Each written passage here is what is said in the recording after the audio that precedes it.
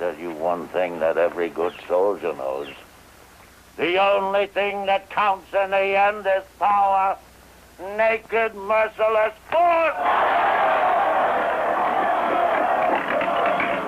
The Forbidden Zone has been closed for centuries, and rightly so. However, we now have evidence that that vast barren area is inhabited. By what or by whom, we don't know. But if they live, and live they do, then they must eat. It is therefore our holy duty to put our feet upon it, to enter it, to put the marks of our guns and our wheels and our flags upon it, to expand the boundaries of our ineluctable power, to kill our enemies, known and unknown, like so many lives.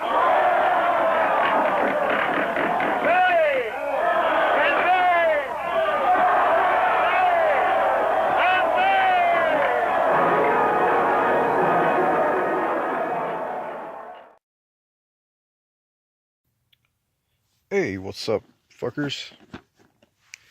So this was going to be my one of my big videos I was going to post, and this was supposed to come out last month around Thanksgiving, because I have a little tradition that I now have done for 10 years. Last month was the 10-year anniversary, I guess, that I've been doing this little Thanksgiving tradition, and that is watching Planet of the Apes every single Thanksgiving. And story behind that, put that right there. Don't want to get a glare on it. Just do like this. Yep, it's not gonna work. Alright, hold it. Alright. Story behind that is, as a kid growing up, you have your Thanksgiving meal, Thanksgiving, get together with your family and everything.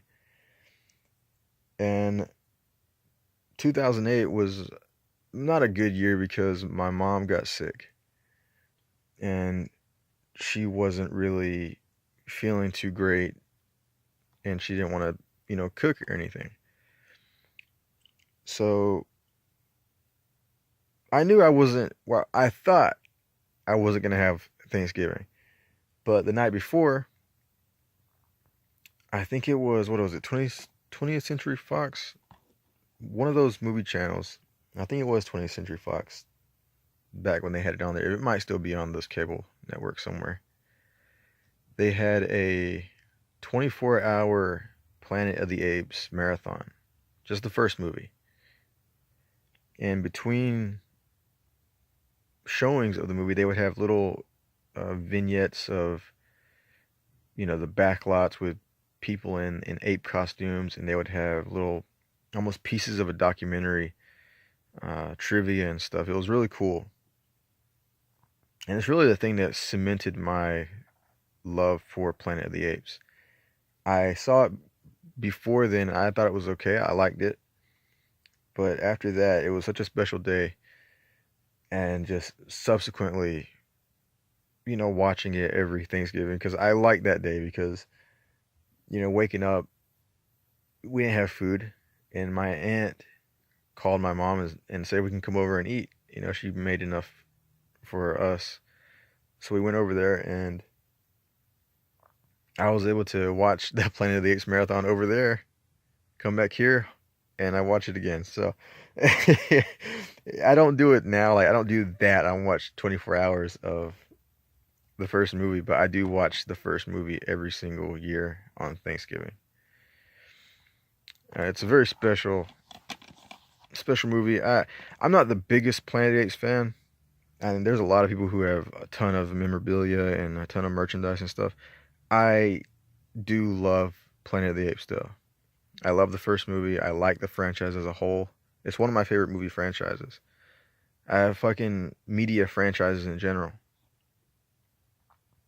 And yeah, put that there just so I don't like making my own thumbnail, so just in case. So Oh, it's not it. Where's it at? Beneath. Just gonna go through my Planet of the Apes collection. I got some DVDs, obviously VHS, and I got some. I'll get to that in a minute. Part 2, Planet of the Apes. What the fuck am I doing? Planet of the Apes. The first movie. I don't have the first movie on VHS, unfortunately. Yeah, man, I like this one. This was my go-to for a long time. This particular DVD because it's widescreen. And I had a fucked up TV for a long time, and it cut off like the top of the, not cut off, but it scrunched it up, and there was lines at the bottom. So on a full screen movie, full screen, it would cut off a lot of the movie top and bottom. But widescreen, it would be pretty good until it started really messing up worse and worse. But this was my go-to for a long time. In fact, I think I got this 2009.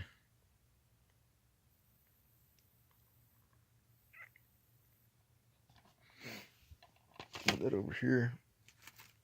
And after that, 1 year, I didn't watch it every single year because it's full screen. And once I got a, not a better TV, but yeah, I guess a better TV. I watched this 1 year, and this is the full screen 35th anniversary edition of the first movie. Comes with a 2-disc set, feature-length audio commentary by composer Jerry Goldsmith. That's an actual commentary.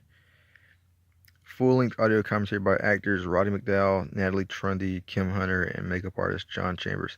That is just like an audio interview type thing. They're not watching the movie live. It's just, it's like one of those things where it's just an audio type thing. They put it over the movie. Disc 2, Behind the Planet of the Apes documentary, hosted by Roddy McDowall. Very cool documentary. I think they played pieces of this during that marathon back in 2008. I'd be curious if anyone's ever heard or anyone ever saw that marathon. The 2008 Planet of the Apes marathon. Rare Planet of the Apes dailies and outtakes. Roddy McDowall's on-set movie footage. Roddy McDowall took a lot of on-set footage, like a whole lot of footage. I don't know why. He went around with a camera back in the 68 and was just filming stuff. Yeah, the only downside, I have two copies of these. This one's never been opened. But the only downside is it's full screen. I would like to have a widescreen version of it. And we'll go to the VHS tapes. Beneath the Planet of the Apes. By the way, I like all of these. I do like some more than others, but I like Planet of the Apes. And I am tripping right now because I know I'm forgetting something. Shit. Hold on. You know what? I'm going to have to edit it in, so. I'm missing something, and it's bugging me right now because I just now thought of it. I'm like, why the fuck? That was a friend request. Yeah, Beneath the Planet of the Apes, Part 2. Very cool. But I like this movie, but there's some cool stuff that I'm going to bring up in a little bit that, has to do with this movie. I want to cut right now because I want to find my things I'm missing. I don't know why I started this without really thinking of it. I'm like, man, I got all this stuff. Oh. Escape from the Planet of the Apes. Very, a downer ending, to say the least. But I like it. It's essentially, there's only 2 apes throughout the entire movie.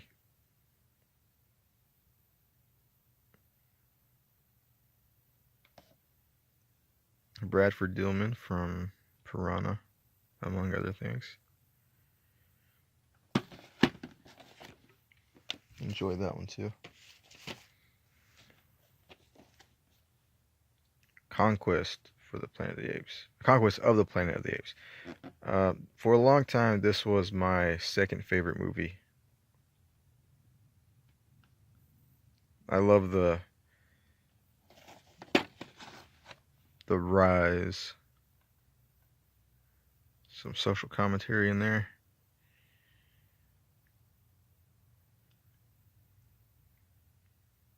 Caesar gets to pick his name. Great scene where Caesar picks his own name. Played by Roddy McDowall. Roddy McDowall is the quintessential ape. He looks so good in that makeup. And then you got Paul Williams and Austin Stoker.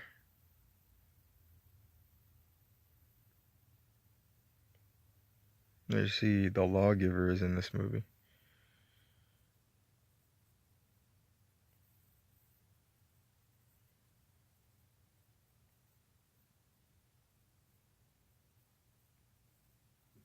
Very fucking cool. Well, not this movie. That's kind of fucked up. It's cool that,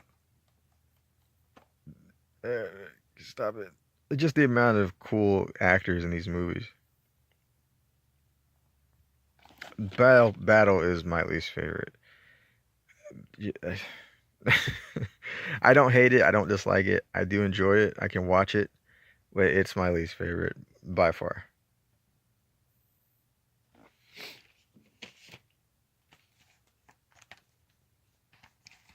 Let's do this one. This is the Planet of the Apes Legacy Collection DVD version, not the Blu-ray. You see a 5-discer. You get the first movie, Beneath, Escape, Conquest, Battle, and right there, Behind the Planet of the Apes documentary, which was on the 35th anniversary edition. We're going to talk more about that. Maybe not about that, but Planet of the Apes, the complete TV series. A TV show that I enjoy. I know for some reason I realize that people don't like this show. Some do.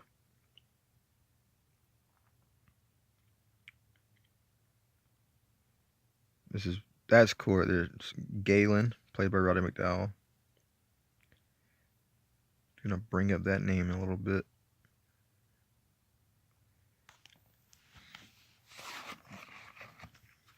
This is a beat up copy. I got this from eBay last year.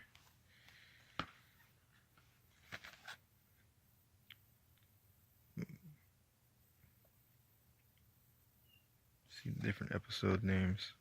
My favorite, from what I can remember, because I haven't seen these in a while, I don't know which episode it is, but it's one where Urko and the Trap, rather. Burke and Urko are forced to work together when they are buried alive underground in an ancient San Francisco subway during an earthquake. That was my favorite episode, The Trap.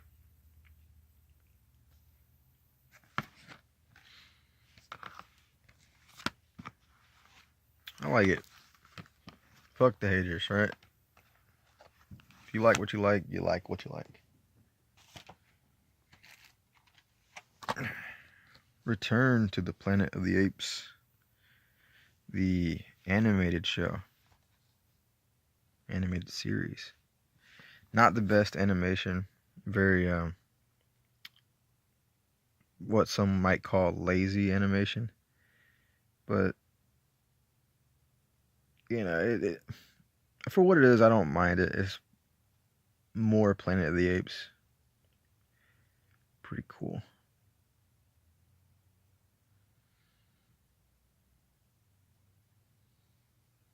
And I'm gonna have to cut so I didn't want to have to cut, but I'm gonna have to. And I'll be back in a second. Okay, so a day later. It is the next day. I said I was gonna cut. I didn't know I was gonna be leaving. I left yesterday to go with my cousin Yeah, this is December 31st. I was gonna try and get this out last month. I am down to the fucking wire. I'm gonna try to upload it today. If you see this on your feed on December 31st, maybe not over in the European lands, but if you're in the US and you see this in December 31st, then I fucking succeeded. Uh, I think Schizophrenic is over in the UK, so you're probably gonna see this on the 1st. So happy New Year to you, bro. But yeah, this whole fucking thing has just been a mess. Trying to get this collection recorded and uploaded. So I just watched back a little bit. I didn't go through the whole thing. I hit some points in the video to remember what I was talking about. Uh, Battle, Battle, and this movie, the Tim Burton remake, are my two least favorites. Now, I don't hate this movie. I know a lot of people do.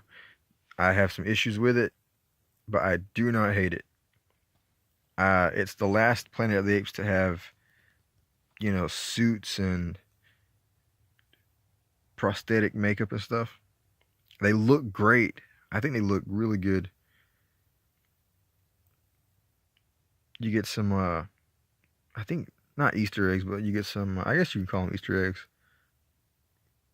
Some cameos. Where's it at?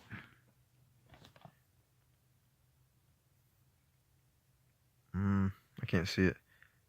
But Charlton Heston is in this. Of course, Taylor. Nova is in this. There's a bunch of like lines from the first movie that are kind of thrown around. One of the things I don't like, the "take your damn hands off me, you dirty human," or whatever. The line, they kind of twisted it a little bit. I know some people, very few people like that line. I can't fucking stand it. It's one of those things I don't like. The ending, I fucking loathe the ending to this movie. I guess if you've seen it, you know what it is. If you haven't, I'm about to spoil it. Well, I shouldn't spoil it. But yeah, the ending's a downer ending. The first movie had a downer ending. The second movie had a downer ending. The third movie had a downer ending. But none of them felt shitty.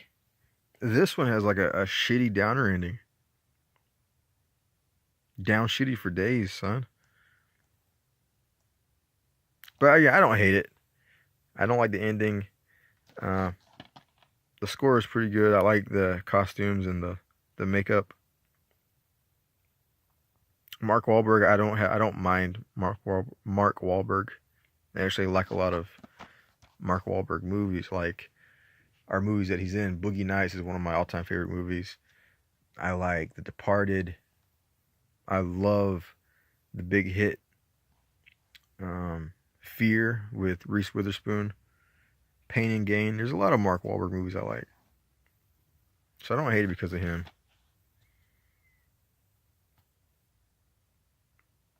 Yeah, I don't mind this movie. By the way, that was one of those movies I was missing yesterday. When I was like, man, I'm forgetting something. I forgot this, and I forgot this. Rise, the first of the reboots of the 3 reboot movies.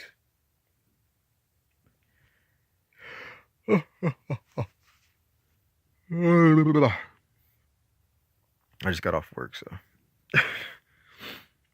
Rise of the Planet of the Apes. I like this movie. I liked where it went and everything. I am a fan of James Franco. I am cool with James Franco. Again, like Mark Wahlberg. There's a lot of Franco movies that I like, with The Disaster Artist, The Interview, This Is the End. His comedy stuff, I like that. I haven't seen a lot of his other stuff, like, I think Fly Boys is one of his movies, right? Is it called Fly Boys, or is it The Aviator?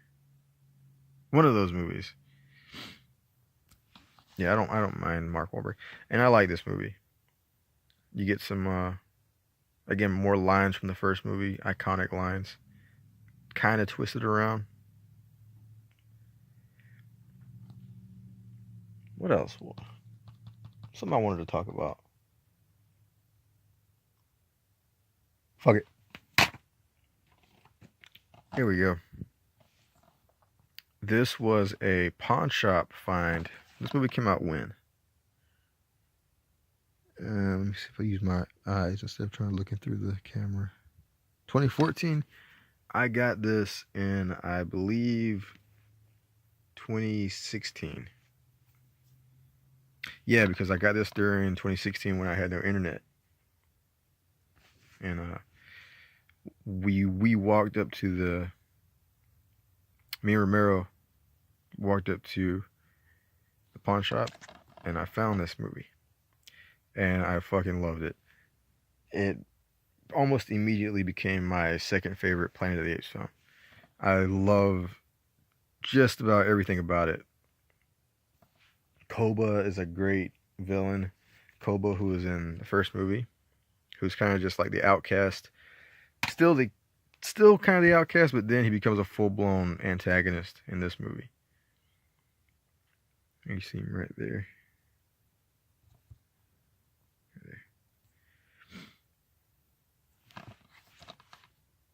Fucking love this movie.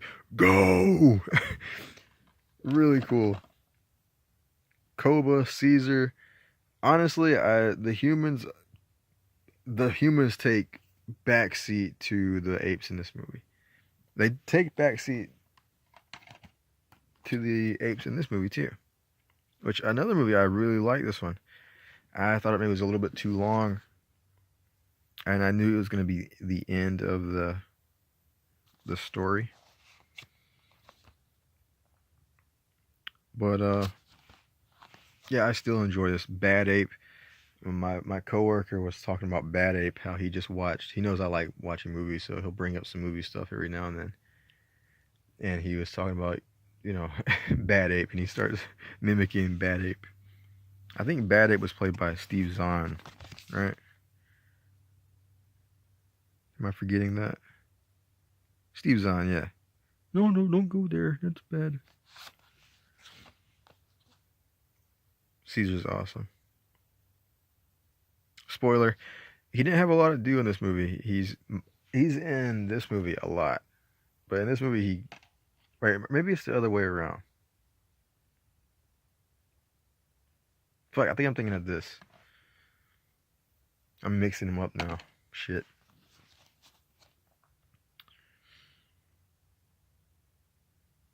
Yeah, Woody Harrelson was pretty badass. You get your Ape City in this one. Their established Ape City. One of the things I was going to bring up in this movie was you get a lot of cool cues from Planet of the Apes. Like when they're going into the city, they're riding on horses into the human city. Or when there's apes kind of flanking and, going up the sides of a building or something. You get those really cool old school Planet of the Apes music cues. I can't mimic it, but if you've seen the movie, you know what I mean. Very cool. And this one had some too. I think. I haven't seen this in the last time was maybe a year ago when I saw this. Yeah. But it's still, I like this movie. I think it might be my third or fourth favorite. It's behind Dawn for sure. And as far as Conquest goes, I don't know. I'll have to really think about it. I think I have ranked them. Haven't I? Didn't I do a updated ranking? I'm not asking you guys. I can't fucking get an answer right now. So that was the rebooted series, and then I just recently, about a month ago, I got this big fucker right here. 50 Years of Planet of the Apes. Now you saw this. Where's it? Let me get it.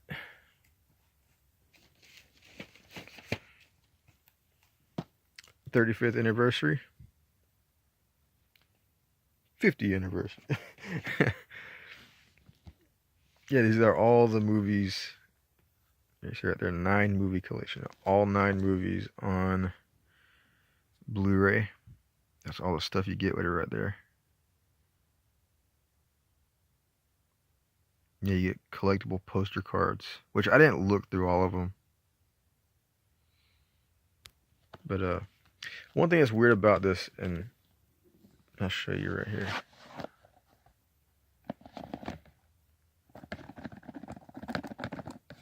Get it out.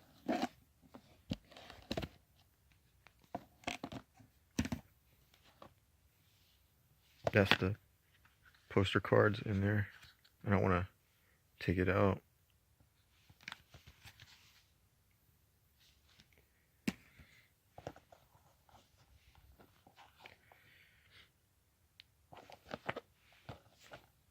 See that?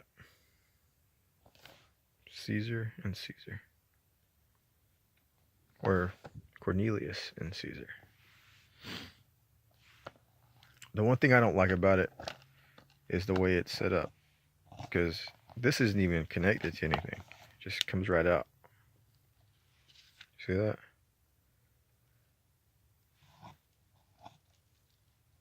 Get this in here. And I think that's all of them on. Yeah. For some reason I thought there was a DVD in here somewhere.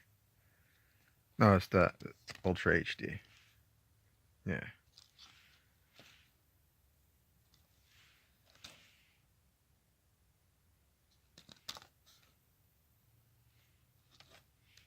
I don't have a 4K player, so I don't really need to worry with that.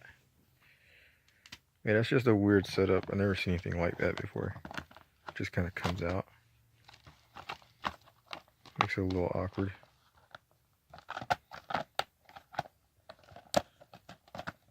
If I close this fucking thing. Okay. Son of a bitch. Alright. I'm going to leave this over here because I want to use it to lace something on. Because coming up, Schizophrenic, I commented on one of Schizophrenic's videos. Fuck, I'm putting this on the wrong side. And I said how his take on, or his, not his take, his Predator video in comic books made me go out and buy something. And that something was these right here. The Planet of the Apes Cataclysm series. Volume 1, 2, and 3. Or that's actually part 1. No, it is 3. Okay. Now, unfortunately, because of I wasn't able to read any of these. I have a rough idea of what the story is about, so I can't really talk about the story within these books because I don't know it. I didn't get a chance to read them. I wish I had more time. Being sick, being cold, and just not really up for reading. I didn't have a chance to get to these. I don't know if you can see that. 8 years before Astro. There you go, right there. The Alpha Omega bomb. I feel like that was the bomb from Beneath the Planet of the Apes, but I'm not sure.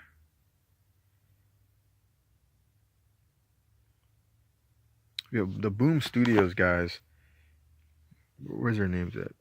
Betchko, Hardman, Cosiero.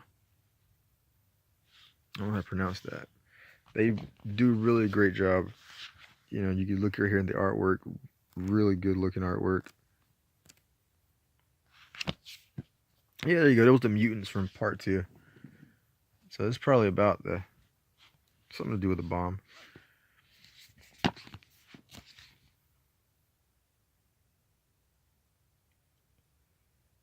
Yeah. And I think it, yeah, what was the fucking thing it said just now? Yeah, 8 years before George Taylor. So it takes place within the Planet of the Apes universe, what we know with the movies and everything. Put it right there. And again, Schizophrenics video made me get those. I had already got these two a while back. That's Betrayal. And I'm going to talk about these because I was able to read these two and another book I'm going to bring in a second. But yeah, I wanted to read these. Exile. This book, the story of Betrayal of the Planet of the Apes is really cool. And it introduces there he is right there, a new ape who is not in the cinematic franchise. Introduces him to kind of mingle and interact with some of the characters, the established characters like Dr. Zaius, Ursus, and some other ones. There you go. See if you can read that. Ape does not kill ape. One of the laws. Give you a pause right there and read that. And this is cool because where's it at? Does it say down here? So okay, so this is 8 years before. Let me see, get the first one out. This is 8 years before Taylor. Just to say they're all connected, right? Because I don't know for sure if these are. But let's say this happens 8 years before, which it does. And it's connected to these other ones. This is the very first, the earliest story you can find of all my books right now. Because this takes place years and years before Taylor arrives. And it takes place when Ursus, the main villain gorilla from Beneath the Planet of the Apes, is still kind of a young soldier. And you get, like I said, General Aileron. That's that character. Aileron is a different kind of ape. He's not the kind of bad guy like an Urkel or Aldo or Ursus. He's a different kind of ape. There he is right there. Really like. There's Zaius. One of the things about Zaius too, your boy right there. Zaius isn't the character that we know him from the movies. He's way more, he's younger, he's a little bit more naive, he's not, the villain that we know in the movies. Very young in his, not young, maybe not young is the right word, just he's just not where he is. He's not the bad guy yet. He's almost really a good guy. Aileron is a cool character because the whole story is really Aileron's story. I'm trying to explain. I want to talk about it, but so many spoilers. I mean, I don't know if anyone's going to go out. I don't know how many huge Planet of the Apes fans there are who would go out and buy these books based on seeing them for the first time. Like, oh man, look at that. I've never seen it before. I want to go read it without it being spoiled. Right? So, I don't know if I want to talk about it, but basically, Aileron, some shit happened a long time ago before the events of this story involving Aileron. And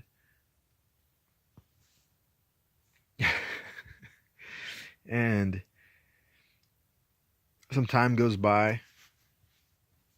Some people look at him differently.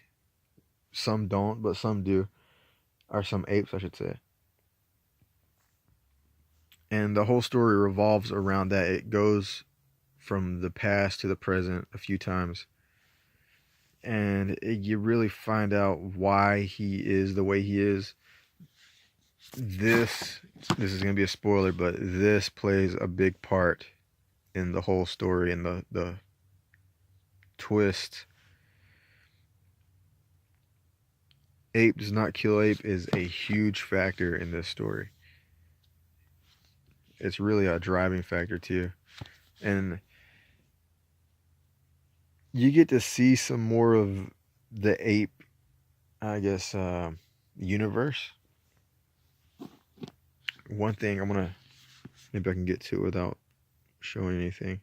There's a prison called the Reef.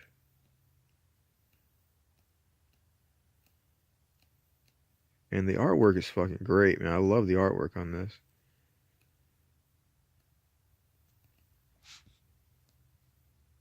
There it is right there. Oh, shit. So, this is not in the movie. If it was, that'd be fucking cool. But you see, it's designed like the buildings in Planet of the Apes. This is a reef. It's a prison built off of the reef right there.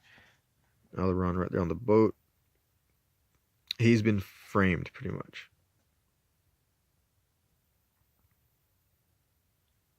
Maybe not even framed. You'll have to read it. I don't want to give spoilers. I want to, but I can't. It would be kind of fucked up. Because it's a really good story. I think it deserves to be read. It deserves some more eyes on it. But yeah, look at that, man. It looks cool, man. It looks really cool.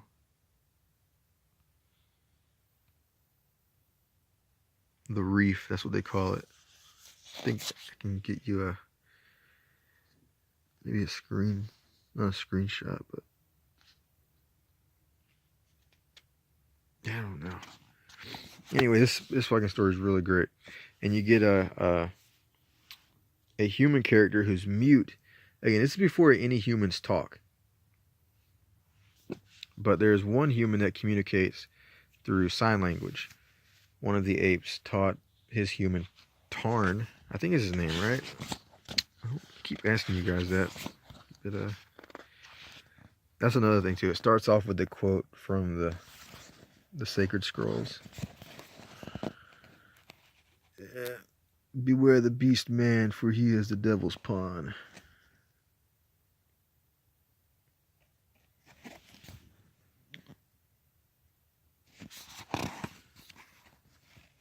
For he is the harbinger of death. Really cool, man. My fucking glare's killing me, though. There. I want to fix this.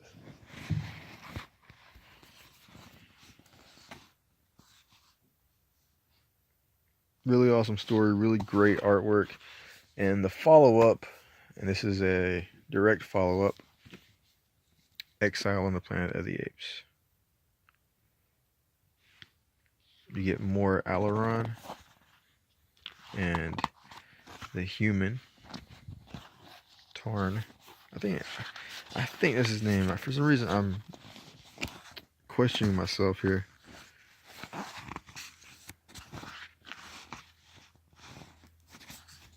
Let's see.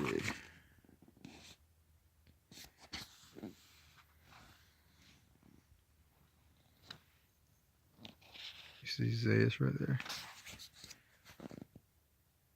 Yeah, trusting wasn't something I wanted to call Zaius. He's more trusting in this. He's not the, know-it-all, kind of really smart character he was in the movie. Again, this is years before the events of the movie.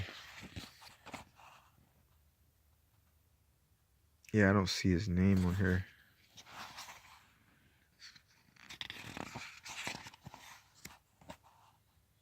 Turn, that's it. Turn.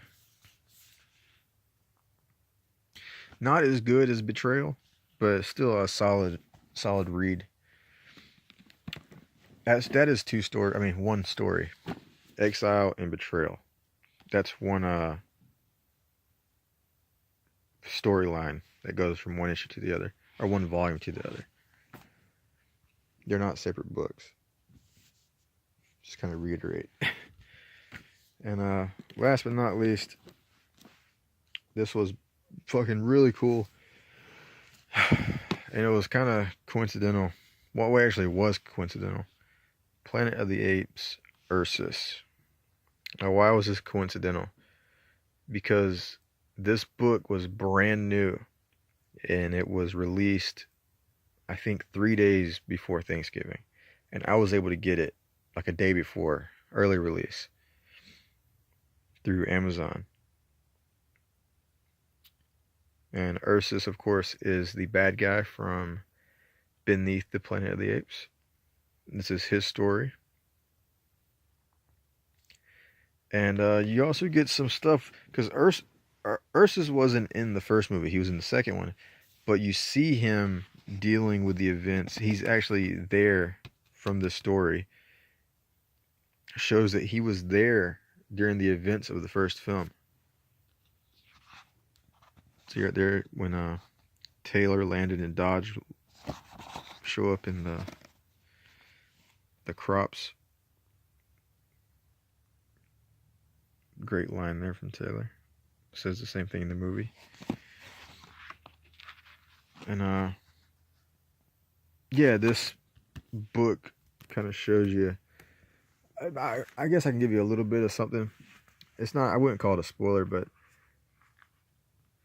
Planet of the Apes Ursus is obviously Ursus' story, but it shows you how he became who he was and why he was who he was. He was raised by his uncle, a gorilla who was a reader of the scrolls. You know, usually it's the orangutans that are really into the sacred scrolls, but his uncle, and I forget his uncle's name. Damn it, it's like a crazy name too. There's his uncle right there. Cananeos. Cananeos? How do you say that? That's his uncle anyway. And this is a flashback. It goes from different artwork. You get this kind of artwork for flashbacks, and then you get the... Where you at? It's a violent book too. You see right there a drunk Ursus talking to Landon. And of course, you know Landon, this is not a spoiler if you've seen the movie. Landon gets his he gets pretty much lobotomized. Now, I don't like how they handled it in this book, because I always figured, you know, Landon could speak. He wasn't killed, his throat wasn't injured like Taylor. Landon was he was caught, and if he could talk, they would kind of silence him. They would silence him. But in this book, they kind of, you know, it's not what I thought. And I can't say I'm a fan of that, but the rest of the book is pretty good. The reason I know this story of Ursus takes place in the same sort of timeline universe as Betrayal is because Aileron is mentioned in this story. He's not shown. I think he is shown, actually. But he's not in the book. He's just mentioned. Shows that Ursus was a family man, had a wife,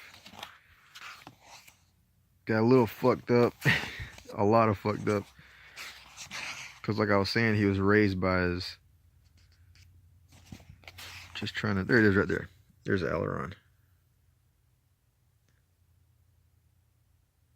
Yeah. So Ursus was there. Ursus was young.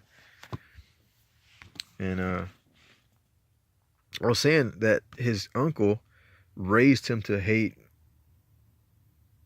humans, and his uncle was maybe a little bit of a fucking psychopath, a religious zealot, pretty much, who preached the word of the lawgiver and pretty much said that the lawgiver spoke to him directly, and brainwashed Ursus, made him into this fucking killer. The book is violent because at one point, at a couple points, Ursus just goes on a massacre, just killing humans with a spear, a knife, this blade. And yeah, you get the events of the first movie. He's there in the events of the first movie. He's in part two. You get the ending of Ursus in part two. Really good read. Bigger, thicker than the other ones. See, by a good bit.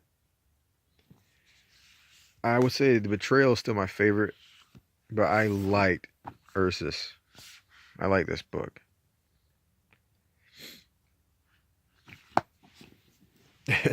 So yeah, hopefully I get this uploaded today. You know, barring any unforeseen circumstances. Not gonna be able to. Maybe I will. Let's see.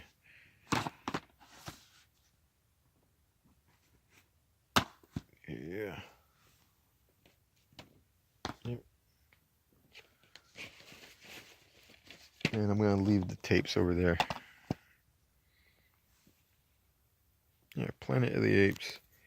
Finally got this thing recorded. Now I just gotta edit it together and then upload it. And I will see you guys, because the internet's back up, with another video. Peace.